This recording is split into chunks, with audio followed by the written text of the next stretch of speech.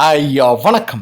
ജനാധിപത്യത്തിൻ്റെ ഏറ്റവും വലിയ സൗന്ദര്യം എന്ന് പറയുന്നത് ജനാധിപത്യത്തിൽ ഏത് മണ്ടനും അഭിപ്രായം പറയാമെന്നുള്ളതാണ്. ആ മണ്ടൻ ഒരു വോയിസ് ഉണ്ട്. അങ്ങനെയുള്ളൊരു മുതുകണ്ടയാണ് ഇതാ നിങ്ങൾ ഈ കണ്ടുകൊണ്ടിരിക്കുന്നത്. പക്ഷേ മുതുകണ്ട എന്ന് പറഞ്ഞാലും പറ്റൂല, ഇത് പോണ പോക്കിലെ മുതുകണ്ടയായിപ്പോയി എന്ന് മാത്രമേ എനിക്ക് പറയാനായിട്ടുള്ളൂ. ഇയാളുടെ വീഡിയോ എനിക്ക് ഒരുപാട് പേര് അയച്ചു തരാറുണ്ട്. അതായത് ട്രെൻഡ് മോജോ അങ്ങനെയാണ് ഇയാളുടെ പേരെന്ന് പറയുന്നത്. മുഹമ്മദ് ഷിനുവോ ഷിബാസോ ഗുഹാസോ അങ്ങനെ എന്തോ ആണ് ഇയാളുടെ ഒറിജിനൽ പേര്. ആ ഒറിജിനൽ പേരിലല്ല ഇയാൾ അറിയപ്പെടുന്നത്. പക്ഷേ ഞാൻ തന്നെ എന്നെ വിളിക്കുന്ന പേര് ബിമൽ കുമാറാണ് എന്ന് പറയുന്നത് പോലെ ട്രെൻഡ് മോജോ എന്നാണ് ലെവനെ തന്നെ വിളിച്ചുകൊണ്ടിരിക്കുന്നത്. വാ തുറന്നു കഴിഞ്ഞാൽ മണ്ടത്തരം പോട്ടെ, അത് സത്യമാണെന്ന് വിശ്വസിച്ച് ഇയാൾ പറയുന്നതാണല്ലോ. അതുകൊണ്ട് നമുക്ക് ഇയാളൊന്നും പറയാൻ പറ്റില്ല. ഇനി 6-ാം നൂറ്റാണ്ടിൽ നിന്ന് ഇവൻ വണ്ടി പിടിച്ച് 21-ാം നൂറ്റാണ്ടിലേക്ക് വരുമ്പോൾ നമ്മൾ 31-ാം നൂറ്റാണ്ടിലേക്ക് കടന്നിരിക്കുക. അതുകൊണ്ട് അതിനും ഒരു സ്കോപ്പില്ല. എന്ത് തന്നെയായിരുന്നാലും ഇവൻ്റെ പ്രധാനപ്പെട്ട പണി എന്ന് പറയുന്നത് വ്യാജ വാർത്തകൾ പരത്തുക എന്നുള്ളതാണ്. ഇയാളുടെ വീഡിയോ ഒരുപാട് ആൾക്കാർ എനിക്ക് എടുത്ത് അയച്ചു തന്നിട്ട് ഒന്ന് റിയാക്ട് ചെയ്യാമോ എന്ന് ചോദിക്കുന്നുണ്ട്. ഞാൻ ആദ്യം തന്നെ കാര്യം പറയട്ടെ, അതല്ല എൻ്റെ പ്രധാനപ്പെട്ട പണി എന്ന് പറയുന്നത്. വീഡിയോ റിയാക്ട് ചെയ്യുക എന്നുള്ളതല്ല എൻ്റെ പ്രധാനപ്പെട്ട പണി എന്ന് പറയുന്നത്. അതിന് വേറെ ഒരുപാട് ആൾക്കാരുണ്ട്. പിന്നെ ഇപ്പോൾ ഇതെടുക്കാനുള്ള ഒരു കാര്യം എന്ന് പറയുന്നത്, ഇതുപോലുള്ള സാമൂഹിക വിപത്തായിട്ടുള്ള കൃമി കീടങ്ങൾ ഇപ്പോൾ പെരുകി വരുന്ന ഈ ഒരു സാഹചര്യത്തിൽ ഇവനെതിരെ പെറ്റീഷൻ പോയിട്ടുണ്ട് എന്നുള്ളത് കൊണ്ടാണ് അത് എടുക്കാനായിട്ട് ഞാൻ വളരെയധികം നിർബന്ധിതനായത് എന്നുകൊണ്ട് മാത്രമാണ് എടുക്കുന്നത്. അല്ലെങ്കിൽ ഇത്തരത്തിലുള്ള കേസുകളൊന്നും ഇങ്ങോട്ട് എടുക്കാറില്ല. കാരണം വിവരവും വിദ്യാഭ്യാസവും ഇല്ലാത്ത ഇവനെയൊക്കെ പറഞ്ഞിട്ട് എനിക്ക് എന്തോ കിട്ടാനാണ് എന്നുള്ളതാണ് എൻ്റെ പ്രധാനപ്പെട്ട ഒരു ചിന്ത എന്ന് പറയുന്നത്. എന്ത് തന്നെയായിരുന്നാലും ഇവൻ്റെ പ്രധാനപ്പെട്ട ജോലി എന്ന് പറയുന്നത്, ഇവനൊരു സോഷ്യൽ മീഡിയ അക്കൗണ്ട് ഉണ്ട്. ആ സോഷ്യൽ മീഡിയ അക്കൗണ്ട് വഴി ഇവൻ രാജ്യത്തെ ഉദ്ധരിക്കുകയാണ് എന്ന് വിചാരിച്ചുകൊണ്ടാണ് ഇവൻ കാര്യങ്ങൾ ചെയ്യുന്നത്. ഈ പൂച്ച കണ്ണടച്ച് പാല് കുടിക്കുമ്പോൾ പൂച്ചയുടെ വിചാരം വേറെ ആരും കാണുന്നില്ല എന്നാണ്. അതുപോലെ ഇവൻ നമ്മുടെ നാടിനെതിരെ പറയുമ്പോഴും അല്ലെങ്കിൽ നാടിനുണ്ടാകുന്ന ഒരു ആപത്തിൽ സന്തോഷിക്കുമ്പോഴും ഇവൻ്റെ വിചാരം ഞാനെന്തോ വലിയ സംഭവമായി മാറുന്നു എന്നാണ് ഇവൻ്റെ പ്രധാനപ്പെട്ട ഒരു വിചാരം എന്ന് പറയുന്നത്. അങ്ങനെ ഇവൻ്റെ പ്രധാനപ്പെട്ട കാര്യം നാടിനെതിരെ പറയുക, നാട്ടിലെ ഭൂരിപക്ഷമായിട്ടുള്ള ഹിന്ദുക്കൾക്കെതിരെ പറയുക. ഹിന്ദു വിരോധം തലയ്ക്ക് പിടിച്ചൊരുത്തന് മാത്രമേ അങ്ങനെ പറയാനായിട്ട് സാധിക്കുകയുള്ളൂ. പക്ഷേ അങ്ങനെ നമുക്ക് സമ്മതിച്ചു കൊടുക്കാൻ പറ്റില്ലല്ലോ. കാരണം ഇത് സിറിയോ യമനോ ഒന്നും അല്ലല്ലോ നേരിട്ടങ്ങിറങ്ങി വെട്ടാൻ. അതുകൊണ്ട് തന്നെ നമ്മളത് സംഘികളുടെ തലയിൽ കെട്ടിവെക്കും.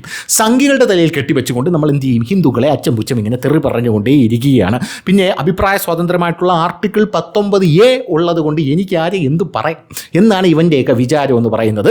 യഥാർത്ഥത്തിൽ ഞാനൊക്കെ ജേർണലിസം പഠിക്കാൻ പോയപ്പോൾ എന്നോട് ആദ്യം പറഞ്ഞിരുന്നത്, അഭിപ്രായ സ്വാതന്ത്ര്യം നിനക്കുണ്ട്, നിൻ്റെ സ്വാതന്ത്ര്യം തീരുന്നത് മറ്റൊരാളുടെ മൂക്ക് തുടങ്ങുന്നിടത്താണ്. അതായത് ഇങ്ങനെ കൈ നീട്ടുമ്പോൾ അവൻ്റെ മൂക്ക് ഇവിടെയാണെങ്കിൽ എൻ്റെ കൈ ഇവിടെ നിൽക്കണം. അതിൻ്റെ അങ്ങോട്ടേക്ക് കിടക്കാനുള്ള സ്വാതന്ത്ര്യം എനിക്കില്ല എന്നുള്ളതാണ്. പിന്നെ അത് പോട്ട്. ഈ വ്യാജ വാർത്ത പരത്തുക എന്ന് പറയുന്നത് വേറൊരു കാര്യമുണ്ടല്ലോ. അതായത് ഇവൻ ഇപ്പോൾ ഇൻസ്റ്റാഗ്രാമിൽ ഏറിലാണെന്നാണ് അറിയാനായിട്ട് സാധിക്കുന്നത്. സംഭവം വേറൊന്നുമല്ല, ഇൻസ്റ്റാഗ്രാമിൽ ഇവൻ പടച്ചു വിടുന്നത് മൊത്തം വ്യാജ വാർത്തയാണ്. എനിക്ക് മനസ്സിലാവും നിൻ്റെയൊക്കെ ഛേദോ വികാരം. അവനെ പോലുള്ള ഒരുപാട് സുഡാപ്പികൾ നമ്മുടെ നാട്ടിലുണ്ട്. കാരണം യുവമാരെയൊക്കെ ആരാധനാപാത്രമാണ് രാഹുൽ ഗാന്ധി എന്ന് പറയുന്നത്. അപ്പം മനസ്സിലാക്കാമല്ലോ യുവമാരെയൊക്കെ റേഞ്ച് എത്രത്തോളം ഉണ്ടെന്നും ലെവൽ എന്തൊക്കെയാണെന്നും. അങ്ങനെ രാഹുൽ ഗാന്ധി പ്രധാനമന്ത്രിയാവാനായിട്ട് ഈ കാലത്തൊന്നും നടക്കില്ല എന്നുള്ള ആ ഒരു ആഗ്രഹം സത്യം പറഞ്ഞാൽ അക്സെപ്റ്റ് ചെയ്യാൻ പറ്റാതെ വട്ടായിപ്പോയതാണ് എന്നാണ് സത്യം പറഞ്ഞാൽ എനിക്ക് തോന്നുന്നത്. എൻ്റെ പൊന്നു സഹോദര, എനിക്ക് നിങ്ങളോട് പറയാനുള്ള, രാഹുൽ ഗാന്ധി ഈ കാലത്തൊന്നും പ്രധാനമന്ത്രിയാകാനായിട്ട് പോകുന്നില്ല എന്നുള്ളതാണ്. രാഹുൽ ഗാന്ധി പ്രധാനമന്ത്രിയാകണമെങ്കിൽ എൻ്റെ അച്ഛൻ ആനപ്പുറത്ത് കയറിയിട്ടുണ്ട് എന്ന് പറഞ്ഞ് മോൻ്റെ മുതുകത്ത് തഴമ്പുണ്ടാകില്ലല്ലോ എന്നുള്ളതാണ് പ്രധാനപ്പെട്ട കാര്യം. പിന്നെ പുള്ളി നെഹ്റുവിൻ്റെ വലിയൊരു ആരാധകനാണ്. അതായത് നെഹ്റു ചെയ്തതിൻ്റെ ഫലമാണ് നമ്മുടെ നരേന്ദ്രമോദി ഇപ്പോൾ അനുഭവിച്ചു കൊണ്ടിരിക്കുന്നത്. അതായത് നെഹ്റു ചെയ്തതിൻ്റെ ഒരു ഫ്രൂട്ടാണ് നരേന്ദ്രമോദി അനുഭവിച്ചു കൊണ്ടിരിക്കുന്നതെന്നാണ് പുള്ളി പറയുന്നത്. അത് ഞാൻ അംഗീകരിച്ചു തരും. കാരണം നെഹ്റു ഈ രാജ്യത്തുള്ള പല സാധനങ്ങളുണ്ടല്ലോ, ഇപ്പോൾ അക്സായ് ചിഹ്നം എടുത്ത് ചൈനയ്ക്ക് കൊടുത്ത്, പാക് അധീന കശ്മീർ എടുത്ത് പാകിസ്ഥാന് കൊടുത്ത്, അങ്ങനെയുള്ള കാര്യങ്ങളൊക്കെ ഇനിയും ചെയ്യാതിരുന്നത് കൊണ്ടാണ് സത്യം പറഞ്ഞാൽ നരേന്ദ്രമോദിക്ക് ഇവിടെ റോഡൊക്കെ ഉണ്ടാക്കാൻ പറ്റിയത്. അതിലിപ്പോൾ നമ്മൾ നമ്പർ 1 ആയി. അതൊന്നാമത്തെ കാര്യം. രണ്ടാമത്തെ കാര്യം എന്ന് പറയുന്നത്, ഈ നെഹ്റു ചെയ്തു എന്ന് ഇവന്മാരെല്ലാം പറയുന്നുണ്ട്. നെഹ്റു ആദ്യത്തെ പ്രധാനമന്ത്രിയായിരുന്നു നമ്മുടെ. അത് കഴിഞ്ഞ് ഒരുപാട് പേര് പ്രധാനമന്ത്രിയായിട്ട് വന്നു. എന്നിട്ടും ഇപ്പം നെഹ്റു ചെയ്തു എന്ന് പറഞ്ഞുകൊണ്ടാണ് ചെയ്യുന്നത്. ശരി പോട്ടെ, നെഹ്റു ചെയ്ത് കഴിഞ്ഞിട്ടും എനിക്ക് മനസ്സിലാവാത്ത കാര്യം, ഇന്ത്യൻ പ്രധാനമന്ത്രിയായിട്ട് നരേന്ദ്രമോദി വന്നപ്പോൾ അങ്ങേർക്ക് എന്തുകൊണ്ടാണ് ഈ കക്കൂസുകൾ കെട്ടിക്കൊടുക്കേണ്ടി വന്നത്? എടാ അവിടെ നല്ലേടാ തുടങ്ങേണ്ടത്. നീ ഒരു വീട് കെട്ടുമ്പോൾ നീ വീട്ടിൽ കക്കൂസ് ഇല്ലാതെയാണോ വീട് കെട്ടുന്നത്? അവിടെ നിന്നാണ് മനുഷ്യൻ്റെ അടിസ്ഥാനപരമായിട്ടുള്ള സംഭവമാണ് കക്കൂസ് എന്ന് പറയുന്ന സാധനം. അത് കെട്ടിക്കൊടുക്കുക എന്നുള്ളതാണ്. അത് കെട്ടുമ്പോൾ യവന്മാർ വളഞ്ഞിരുന്ന് നരേന്ദ്രമോദിയെ കുറ്റം പറയുകയാണ്.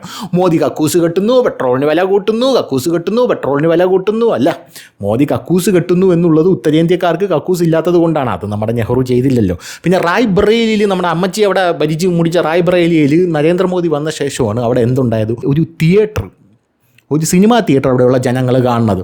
പിന്നെ നമ്മുടെ ലെവൻ്റെ മണ്ഡലത്തിലുണ്ടല്ലോ, അമേഠിയിൽ രാഹുൽ ഗാന്ധിയുടെ മണ്ഡലത്തിൽ, അവിടെ സ്മൃതി ഇറാനി കയറിയ ശേഷം അവിടെ ഹോവിസ്റ്റർ തോക്ക് നിർമ്മാണശാലയൊക്കെ തുടങ്ങിയിട്ട് അങ്ങനെ കുറച്ച് കാര്യങ്ങളൊക്കെ ഈ ബൂർഷ്വാസിയായിട്ടുള്ള ഫാസിസ്റ്റ് നരേന്ദ്രമോദി ചെയ്യുന്നുണ്ട്. ചായക്കടക്കാരനാണല്ലോ, ബുദ്ധിയും വിവരവും ഇല്ല, അതുകൊണ്ടാണ്, മനസ്സിലായില്ലേ? അങ്ങനെ കുറച്ച് കാര്യങ്ങളൊക്കെ ചെന്നൈ നെഹ്റുവിൻ്റെ അത്ര ബുദ്ധിയും വിവരമൊന്നുമില്ല. നെഹ്റുവിനെ പോലെ നമ്മുടെ മൗണ്ട് ബാറ്റന് അത്രയും ബുദ്ധിയും വിവരമൊന്നും നമുക്കില്ലല്ലോ. അപ്പോൾ അങ്ങനെ ഇല്ലാത്ത കാരണം കൊണ്ട് തന്നെ അദ്ദേഹം എന്ത് ചെയ്യുന്നു, ഇങ്ങനെയുള്ള ചെറിയ ചെറിയ കാര്യങ്ങൾ ചെയ്യുന്നു. പിന്നെ ജനങ്ങളെ കണ്ണിൽ പൊടിയിട്ട് അദ്ദേഹം എന്ത് ചെയ്യുന്നു, EVM തട്ടിപ്പ് നടത്തി കയറുന്നു. നമ്മുടെ രാഹുൽജിക്ക് കാലത്തൊന്നും പ്രധാനമന്ത്രിയാകാനുള്ള യാതൊരു സ്കോപ്പും കാണുന്നില്ല എന്നുള്ളതാണ്. ബാലറ്റ് പേപ്പറിൽ നടത്തൂ എന്ന് പറഞ്ഞു വരുന്നു. ബാലറ്റ് പേപ്പറിൽ ഇപ്പോൾ പഞ്ചാബിൽ ഇലക്ഷൻ നടന്നപ്പോൾ BJP തദ്ദേശ തെരഞ്ഞെടുപ്പിൽ വലിയ കുതിച്ചുചാട്ടം നടത്തിയത് യവന്മാരൊന്നും അറിഞ്ഞില്ല. അതേ യവന്മാർ അണ്ണാക്കി പഴമായിരുന്നു എന്ന് എനിക്ക് അമ്മച്ചിയാണ് അറിയില്ല. എന്തായാലും അതൊക്കെ അവിടെ നിൽക്കട്ടെ. ഈ ഫ്രസ്ട്രേഷൻ എന്ന് പറഞ്ഞാൽ ഭയങ്കരമാണ്. ഈ ഫ്രസ്ട്രേഷൻ മൂത്ത് നമുക്കൊന്നും ചെയ്യാൻ പറ്റില്ല. അതായത് ആദർശം കൊണ്ട് എതിർക്കാൻ പറ്റില്ല.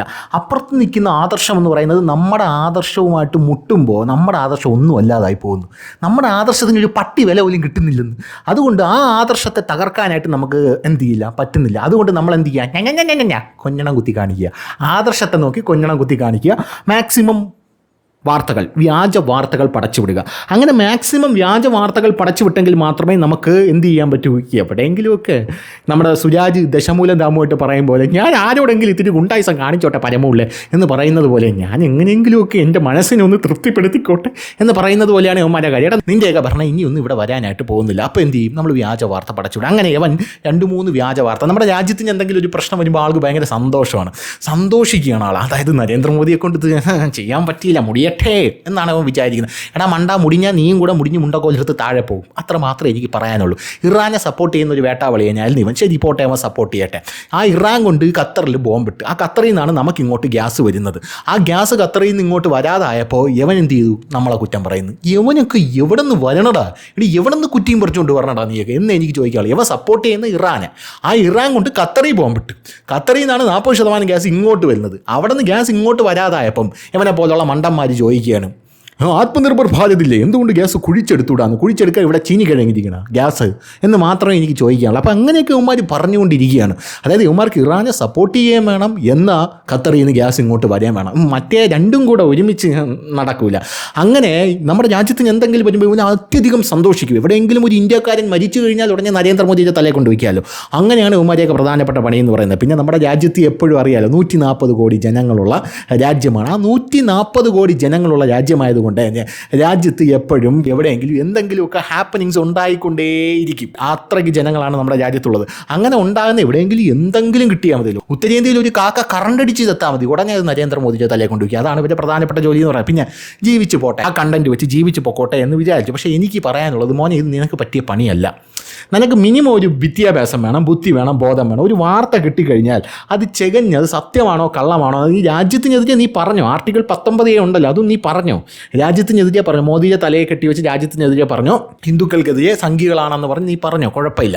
അതൊക്കെ ഇവിടെ വളമായിട്ട് മാറുകയുള്ളൂ. അതായത് നീ ഒരു ചീഞ്ഞ കെമിക്കലല്ല, നീ നല്ല ജൈവ വളമാണ്. കാരണം നിൻ്റെ ഈ ജൈവമായിട്ടുള്ള വാക്കുകൾ ഇങ്ങോട്ടേക്ക് വരുമ്പോൾ ഇവിടെ ആൾക്കാർ ഒന്നിക്കുന്ന കാഴ്ചയാണ് കാണാനായിട്ട് സാധിക്കുന്നത്. സംഭവം നീ പിരിക്കാൻ വേണ്ടി ചെയ്യുന്നതാണെങ്കിൽ ആൾക്കാർ ഇങ്ങനെ ഒന്നിക്കുകയാണ്. എടാ ഇത് ശരിയല്ലല്ലോടാ എന്ന് പറഞ്ഞ ആൾക്കാർ ഒന്നിക്കുകയാണ്. ഇവൻ സംഘികൾക്കെതിരെ പറയുന്നതെന്ന് പറഞ്ഞിട്ട് ഇവൻ സംഘികൾക്കെതിരെ അല്ലല്ലോ പറയുന്നത്. ഈ ഇടയ്ക്ക് ഒരു വീഡിയോ ചെയ്തു, ഹോളി ആഘോഷിക്കുന്ന സംഘിക്കുട്ടന്മാർ ഒരു പെണ്ണിനെ പീഡിപ്പിച്ചു എന്ന് പറഞ്ഞൊരു വീഡിയോ ചെയ്തേക്കുന്നു. അല്ല, ഈ ഹോളി ആഘോഷിക്കുന്ന സംഘികൾ മാത്രമല്ലല്ലോ, നമ്മുടെ പോപ്പുലർ ഫണ്ട് കാര്യം വിളിച്ചില്ലേ, അവലും മലരും കുന്തിരിക്കോ വാങ്ങിച്ച് വെച്ചോളാം നിൻ്റെ കാലന്മാർ വരുന്നുണ്ടെന്ന്. അവലും മലരും ഓക്കെ, കുന്തിരിക്കാൻ ക്രിസ്ത്യാനികൾ ഉപയോഗിക്കുന്നില്ലേ എന്ന് പറയുന്നത് പോലെ ഹോളി ആഘോഷിക്കുന്നത് സംഘികളല്ല. രാജ്യത്തെ ഭൂരിപക്ഷം ജനങ്ങൾ ഹോളി ആഘോഷിക്കുന്നുണ്ട്. അവരെല്ലാം ഹിന്ദുക്കളാണ്. അവരുടെ ഒരു മതപരമായിട്ടുള്ള ആചാരത്തിൻ്റെ ഭാഗമായിട്ട് ഹോളി ആഘോഷിക്കാറുണ്ട്. അങ്ങനെ ആഘോഷിക്കുന്ന സംഘികൾ എന്നാണ് അവൻ പറയുന്നത്. എന്നിട്ട് അവർക്കിടയിലോട്ട് ഒരു പെണ്ണിന് ഇറങ്ങിപ്പോകാൻ പറ്റില്ല. ആ പെണ്ണ് സംഘികൾ കയറിപ്പിടിച്ച് ആ പറയുന്ന ഭാഷയെന്നൊക്കെ പറഞ്ഞു കഴിഞ്ഞാൽ ഇവൻ്റെ ഒരുമാതിരി മറ്റിടത്ത കൊണച്ച വർത്താനോ അതൊക്കെ കൊണ്ട് ഇങ്ങനെ പറയണം. ഇങ്ങനെ പറഞ്ഞിട്ട് മാത്രമല്ല ഇവൻ എന്ത് ചെയ്തു, അത് വലിയ ആധികാരികമായിട്ട് പറഞ്ഞ് വീഡിയോ ഇട്ടു. യഥാർത്ഥത്തിൽ ഒരു വ്യാജ വാർത്തയായിരുന്നു അത്. അങ്ങനെ ഒരു സംഭവം നമ്മുടെ നാട്ടിൽ നടന്നിട്ടില്ല. അത് ഇവൻ്റെ കൊണാണ്ടർമാരുള്ള ബംഗ്ലാദേശിൽ നടന്നൊരു സംഭവമായിരുന്നു. അത് എടുത്തിട്ടു. അതും പോട്ടെ. രണ്ടാമത്തെ കാര്യം എന്ന് പറഞ്ഞാൽ നമ്മുടെ രാജ്യത്തെ നാവികർ മരിച്ചു എന്നുള്ളതാണ്. ഈ നാവികർ മരിച്ചു എന്ന് പറയുമ്പോൾ കുറേ അണ്ണന്മാരെ വിചാരം എന്ന് പറഞ്ഞാൽ നാവികസേന ഉദ്യോഗസ്ഥരെന്നാണ്, അതായത് നേവിക്കാർ മരിച്ചു എന്നാണ്. അങ്ങനെയല്ല. നാവികരെന്ന് പറഞ്ഞാൽ മെർച്ചൻ്റ് നേവിയിലുള്ള ആൾക്കാരാണ്. അവർ ഹോർമൂസ് കടലിടുക്കിൽ യുദ്ധമാണ്, ആ സമയത്ത് മരിച്ചു. അത് ഇന്ത്യൻ കപ്പൽ മുങ്ങി മരിച്ചു എന്നൊക്കെ പറയും. ഇന്ത്യൻ കപ്പലൊന്നും അല്ല അത്, ഇന്ത്യൻ കപ്പലിലും അല്ലായിരുന്നു. അങ്ങനെ ഒരു വ്യാജ വാർത്ത പടച്ചു വിടുന്നു. അതായത് ഇന്ത്യൻ കപ്പൽ വന്നു, ഇന്ത്യൻ കപ്പൽ മുങ്ങി, അവിടെ മരിച്ചു, മോദി എവിടെയാണ്, എടാ ഇന്ത്യക്കാരാണ് അവരൊക്കെ എന്ന് ആദ്യം മനസ്സിലാക്കണം. ഇനി രണ്ടാമത്തെ കാര്യം എന്ന് പറഞ്ഞാൽ അങ്ങനെ പൊട്ടിച്ചിരിച്ച് അങ്ങനെ വലിയ കാര്യങ്ങളൊക്കെ പറഞ്ഞ്, അതായത് അവിടെ അവസാനം ഈ ഷിപ്പിലെ ക്യാപ്റ്റനെതിരെ ഈ മരിച്ച ആളുടെ അച്ഛൻ രംഗത്തെത്തുന്നു. കാരണം ഈ ഷിപ്പിലെ ക്യാപ്റ്റനോട് അവിടെയുള്ള ആൾക്കാർ താക്കീത് കൊടുത്തു, ഫ്രണ്ടിലേക്ക് വരരുത്, ഉപരോധമാണ്. അപ്പോൾ അവർ ഫ്രണ്ടിലേക്ക് ഹീറോയിസം കാണിച്ച് വന്നപ്പോൾ അങ്ങനെ ആ കപ്പൽ തകർന്നു എന്നുള്ളതാണ് പ്രധാനപ്പെട്ട വാർത്ത. അതിനുശേഷം ഇന്ത്യ വലിയ രീതിയിലുള്ള നടപടികളാണ് എടുത്തത് എന്നുള്ളതാണ്. എവൻ്റെയൊക്കെ വിചാരം ഈ സംഭവം ഉണ്ടാകുമ്പോൾ ഉടനെ തന്നെ നരേന്ദ്രമോദി ചാടി ഇറങ്ങി ഓടിച്ചെന്ന് ട്രംപിൻ്റെ കൊങ്ങയ്ക്ക് കുത്തിപ്പിടിച്ച് 2 കുത്ത് ട്രംപിൻ്റെ നെഞ്ചത്ത് കുത്തി, അങ്ങനെയൊക്കെയാണ് അവൻ്റെ വിചാരം. അത് ഞാൻ പറഞ്ഞിട്ട് കാര്യമില്ല. ഞാൻ പറഞ്ഞില്ല 6-ാം നൂറ്റാണ്ടാണ്. പിന്നെ വിദ്യാഭ്യാസം അതിൻ്റെ ഒരു കുറവുകൂടെ ഉണ്ട് എന്നുള്ളത് കൊണ്ട് നമ്മളത് സഹിക്കുക എന്നുള്ളത് മാത്രമേ നമുക്ക് ചെയ്യാൻ പറ്റത്തുള്ളൂ. പറഞ്ഞ് മനസ്സിലാക്കാനായിട്ട് പറ്റില്ല. അതുകൊണ്ടാണ് പറഞ്ഞ് മനസ്സിലാക്കാനായിട്ട് പറ്റില്ല. എന്തായിരുന്നാലും അങ്ങനെ വലിയ നടപടികൾ അതിന് സ്വീകരിച്ചു. മാർക്കോ റുബിയോ നേരിട്ട് പറഞ്ഞു, അവസാനം ട്രംപ് നേരിട്ട് പറഞ്ഞു അത് ഞങ്ങളല്ല, അത് ഇറാനാണ് ചെയ്തത് എന്ന് ട്രംപ് നേരിട്ട് പറയുന്ന ഒരു സാഹചര്യം ഉണ്ടായി.